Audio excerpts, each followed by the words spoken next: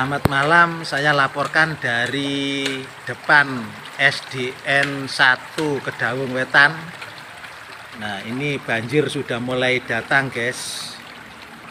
Sedalam lutut orang dewasa di jalan depan SDN 1 Kedawung Wetan sampai ke utara. Sampai di daerah Kajar Kuning menuju ke Krawan. Ini malam hari ini tanggal 12 Februari jam 10.30. Banjir di Pasuruan. Banjir di sejumlah desa di Pasuruan sejak Sabtu, tanggal 12 Februari tahun 2022.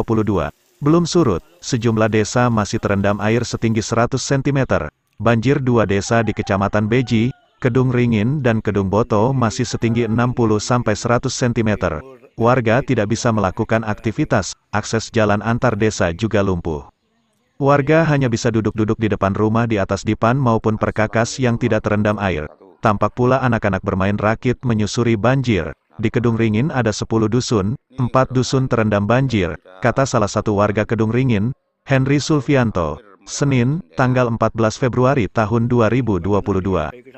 Dua desa di Kecamatan Beji ini letaknya lebih rendah dari desa lain dan merupakan langganan banjir. Banjir di desa ini bisa bertahan hingga berhari-hari karena air tidak bisa mengalir ke laut. Sementara di Kecamatan Rejoso, sebanyak 6 desa masih dikelilingi banjir.